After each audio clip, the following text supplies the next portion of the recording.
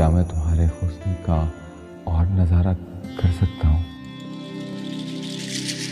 अगर आपकी अम्मा आपका नाम गुलबानो न रखती तो भला क्या रखती? जो एक बार उसकी सूरत देख लेता शायद ही भूल पाता। खुदा की कसम गुलबानो, मैं किस कदर खुशनसीब हूँ कि मुझे तुम जैसी बीवी मिली।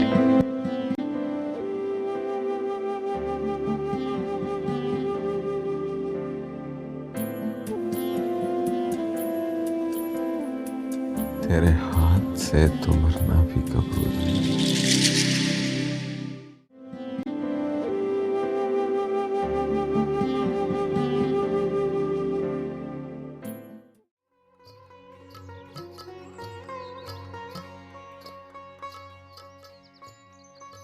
गुलबानो, एक कप चाय तो पिला दे बेटा।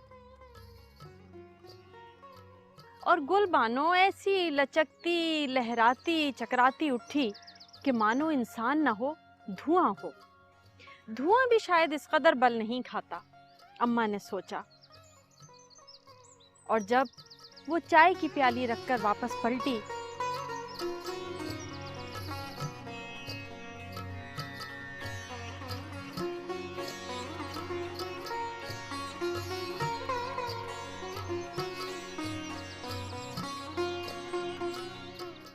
तो अम्मा को लगा जैसे आंखों में वाकई धुआं भर आया हो।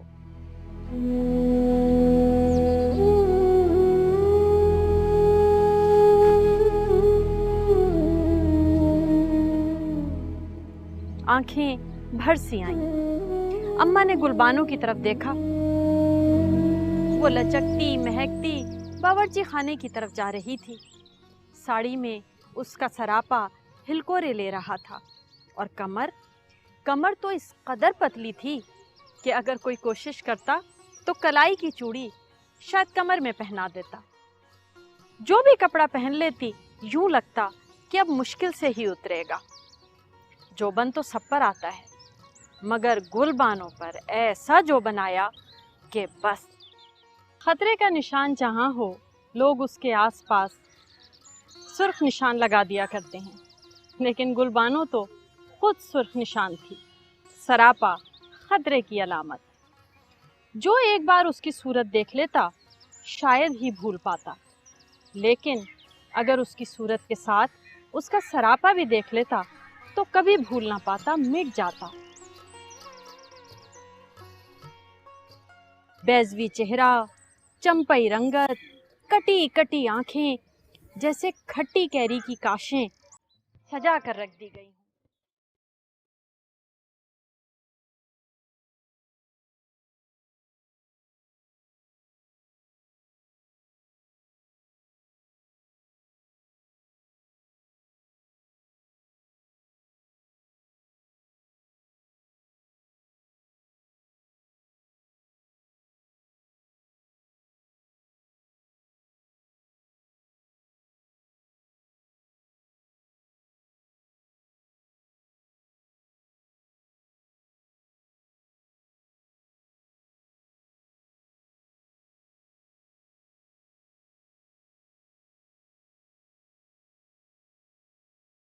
नाक इतनी सीधी और खड़ी कि जरा नथने उठाकर शू कर दे तो सारी दुनिया जलकर भस्म हो जाए।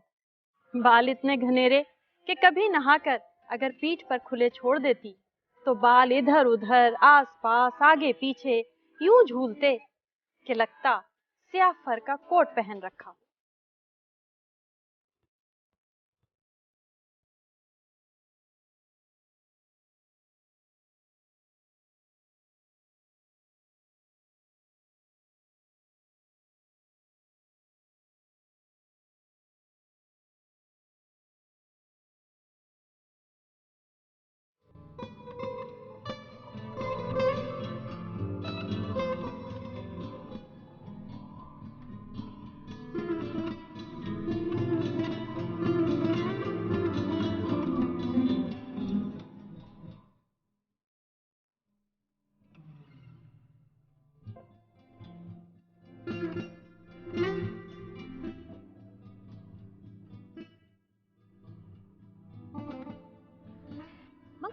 ताज्जुब की बात थी कि हुस्न की ऐसी धारीदार तलवार के बावजूद गुलबानो अभी तक कंवारी थी। 19 तो कभी के भर चुके थे और कोई दिन जाता था कि 20 की होने वाली थी। अरे 20 की क्या 25 की हो जाती कोई बात ना थी। मगर यहाँ तो आलम यह था कि नदी मानो बंद बाड़ा तोड़कर बही जा रही है, बही जा रही है, और अम्मा हौल हौल कर उसे देखती।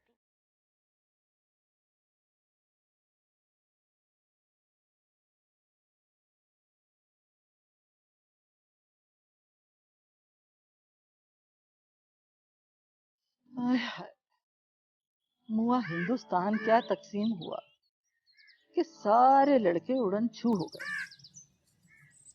अब तो तालीम चाहिए कि नौकरियां करवाएं, पैसा चाहिए कि बिजनेस शुरू करवाया जाए। अरे खाली खुली शक्ल को कौन चाटता है।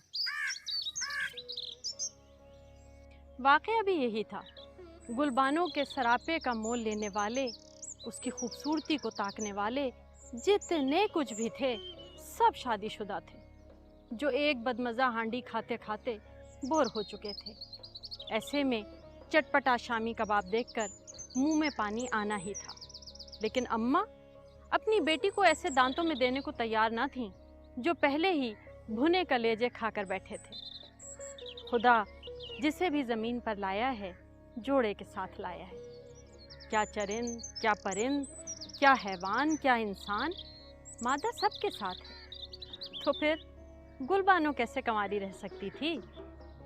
मोहल्ले में नए किराएदार आकर उतरे थे, एक बेटा, एक माँ, और बस अल्लाह अल्लाह खैर सल्ला। बेटा बेहद सीधा साधा था, साइकिल पर सर झुकाए पैडल मारता चला जाता, मानो तिलावत हो रही हो झूम झूम कर।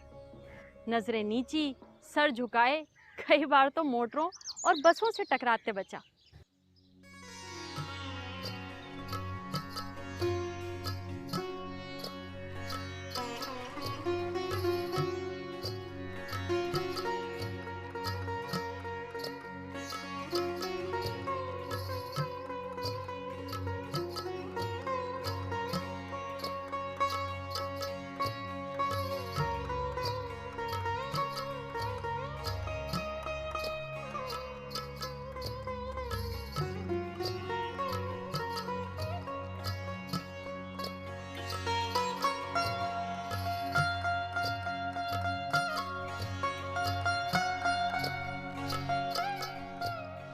और माँ बेटे से भी ज्यादा सीधी। बेटा जब पहली बार माँ को लेकर शहर में बिजली रेडियो से आरास्ता मकान में उतरा, तो माँ घंटों रेडियो को अचंभे से तकती रहती और फिर भोले मुंह से पूछती,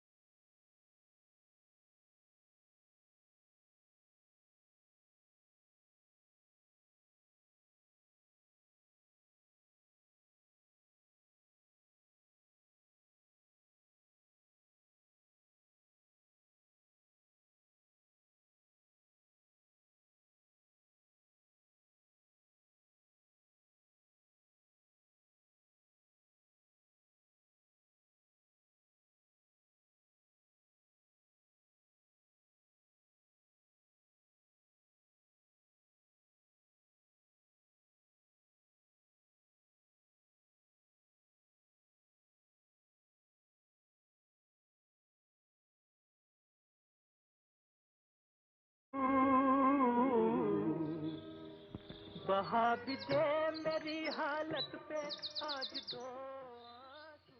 मैं अपने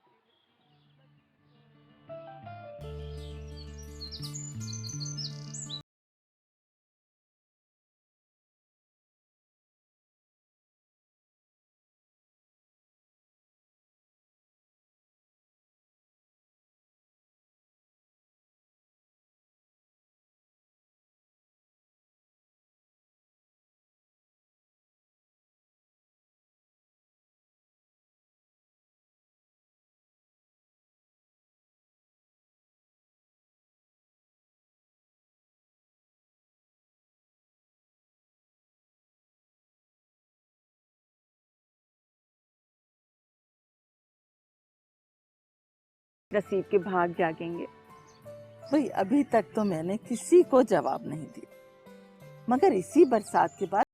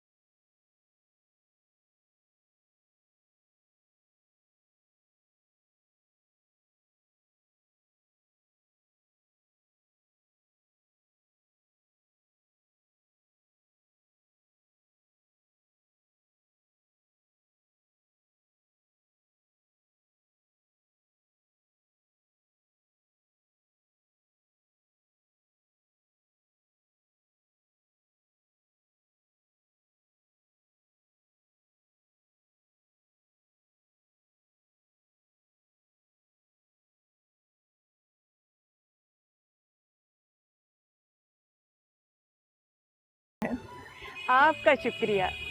अब वो मीठा करवाएं।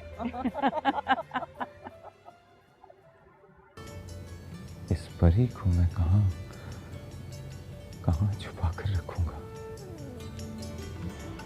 अगर अम्मा इतनी जल्दी ना करती तो यकीनन मुझ जैसी हसीन लड़की को इससे बेहतर शौहर मिल सकता था। गर्मी और आंच से कुम्भला न जाए, उसे चक्की चूल्हे के बखेड़ों से अलग ही रखा था, बल्कि घर में एक नौकर का इंतजाम कर दिया था।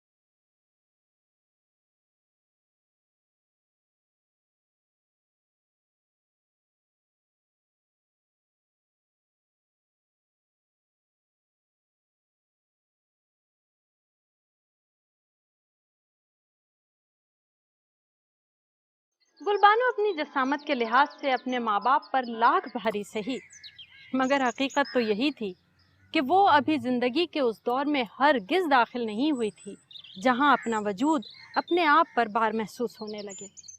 अभी तो वो अपने मैके में यूं उछलती फिरती जैसे कोई चंचल हिरनियाँ हरे भरे वन में बिन किसी खटके के उड़ती फिरती है। अभी तो उसे ये भी पता नहीं चला था कि बेटियों का बोझ माँ बाप को कैसे दोहरा कर देता है। अभी तो उसने ये भी नहीं जाना था कि अपनी कोख से पैदा की हुई औलाद किस लम्हे में माँ की आंखों में सुई बनकर खटकने लगती है। घर में जब उसकी शादी रचने लगी और धूम धड़क्के के साथ हमजोलियों ने छेड़छाड़ शुरू कर दी तो वो मन ही मन इतरा गई।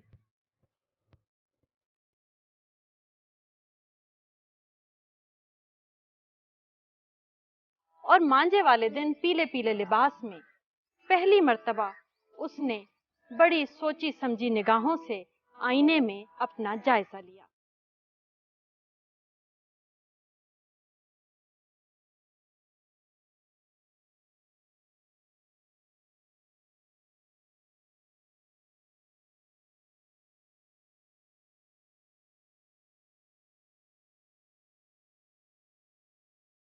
जब गुलबानो दुल्हन की सेज पर बैठी तो जैसे चारों तरफ उसके हुस्न, उसके अंग अंग की कसीदा खानी शुरू हो गई और अपनी तारीफें सुनकर उसका दिमाग आसमान पर उड़ने लगा।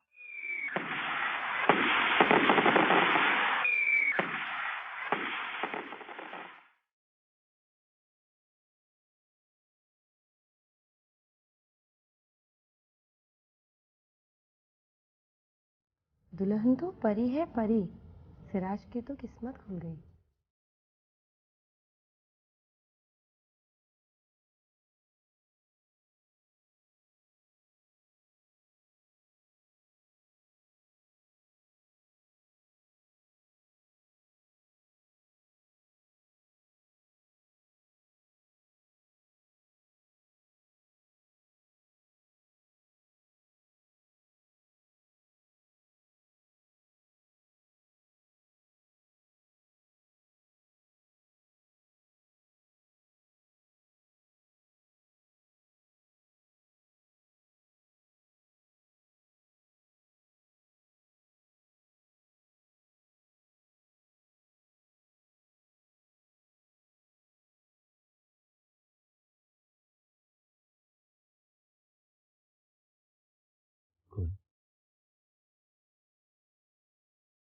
क्या मैं तुम्हारे हुस्न का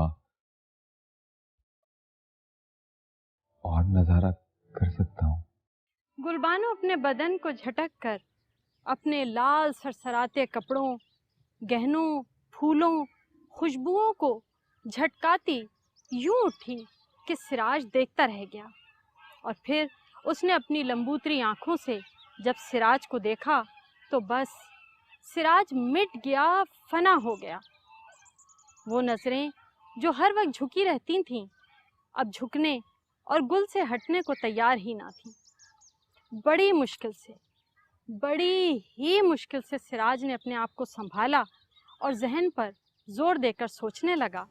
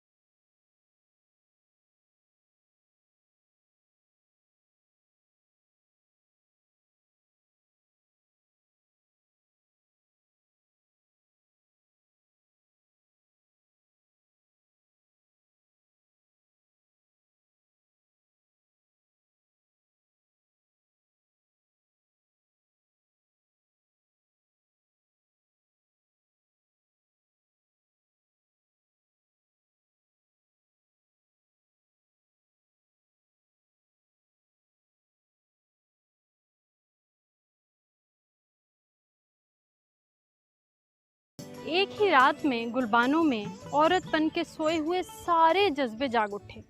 सिराज सारी रात एक रिकॉर्ड की तरह बजता रहा और गुलबानों के जहन में सिर्फ एक गूंज बाकी रह गई कि वो बेपनाह हसीन है, बेपनाह। दूसरी सुबह जब सिराज नहा धोकर तैयार हुआ तो कनखियों से पहली बार गुलबानो उसे देखने लगी। पहले ज़रा दबते दबते, फिर मुंह ज़रा फेर कर, और फिर बाकायदा ऐसे देखने लगी जैसे उसका इम्तिहान ले रही हो। और फिर उसके जहन में पहला ख्याल जो जागा वो ये था कि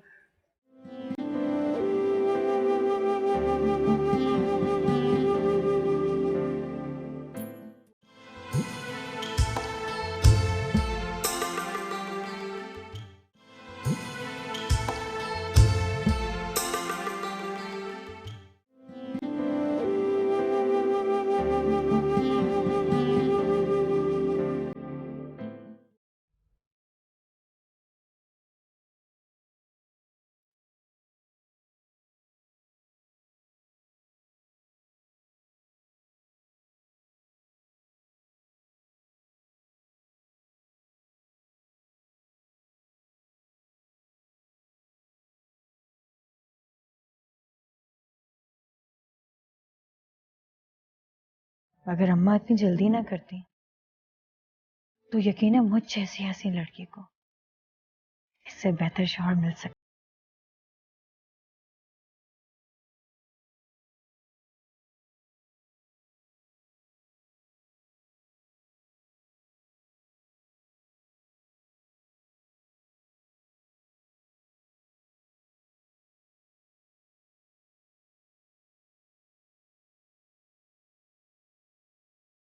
तो इनसे चार की कमी पूरी की जा सकती। जानती है, पैदल चाहता कि अपनी ये अंगूठी निकाल कर तेरी तेरी कमर कमर में डाल दूं, लेकिन ढीली निकलेगी।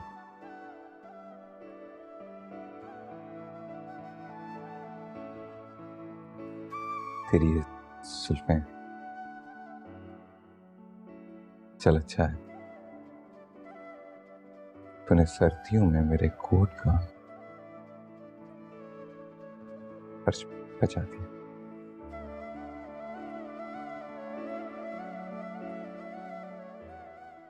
सिराज की बेपनाह तारीफों ने गुल को बिल्कुल भुला दिया था कि वो हुस्न से हटकर कुछ और भी है।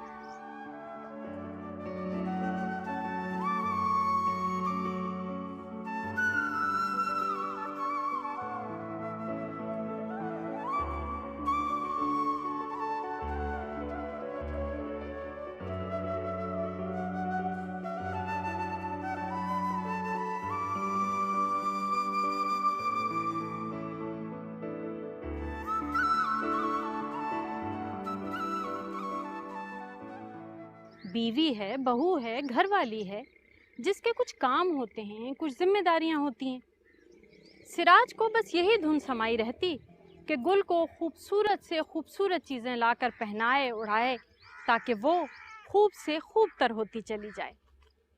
गुलबानो अपनी एक जादू भरी मुस्कुराहट से सिराज को देखती तो सिराज का खून कई तोले बढ़ जाता। मगर हकीकत अपनी जगह यूं थी कि काम के इतने दबाव से सिराज की सेहत दिन ब दिन गिरती चली जा रही थी और फिर ग़िज़ा का कोई मखसूस एहतमाम भी नहीं था। सिराज ने यह सोचकर कि गुलबानो की जवानी गर्मी और आँच से कुम्हला न जाए, उसे चक्की चूल्हे के बखेड़ों से अलग ही रखा था, बल्कि घर में एक नौकर का इंतज़ाम कर दिया था।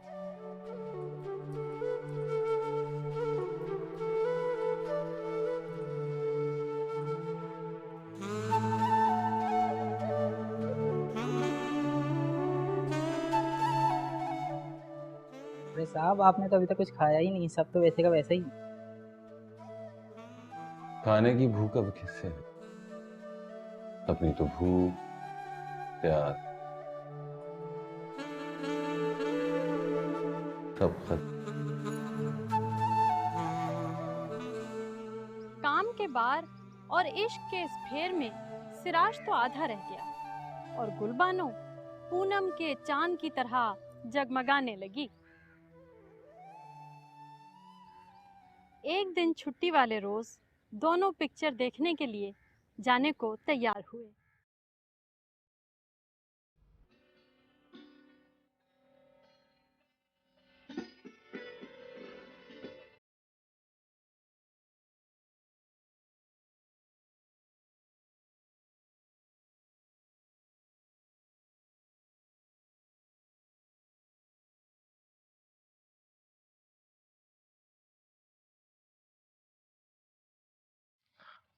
खुदा की कसम गुलबानो, मैं बहुत खुश नसीब हूं कि तुम मेरी बीवी। तुम तो हो, मगर मैं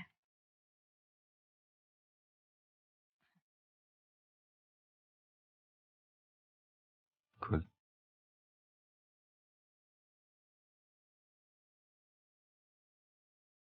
वाकई तुम्हारे साथ ज्यादती हुई। एक हूर लंगूर की गोद में कैसे सज सकती है?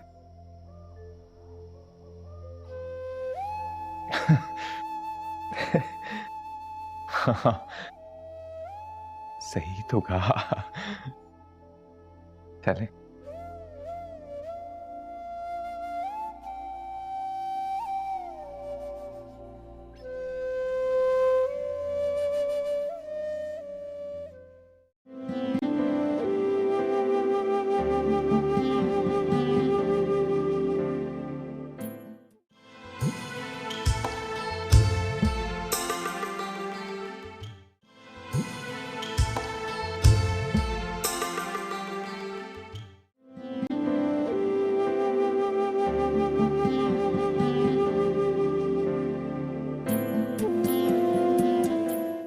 जी, कहिए, मैं आपकी क्या खिदमत कर सकता हूँ? मेरी खिदमत नहीं, मेरे शौहर की कर दें, आपकी बहुत मेहरबानी होगी। क्या हुआ उन्हें? आपकी हालत से ऐसा नहीं लगता कि सिर्फ बुखार ने आपको ज़ेर किया है। बुखार इतनी तबाही नहीं मचा सकता। आपको कोई अंदरूनी सदमा है। गुल, तेरे हाथ से तो मरना भी कबूल है। आप मुझे चाहती हैं और मैं आपको चाहता हूँ। हमारे लिए यही काफी।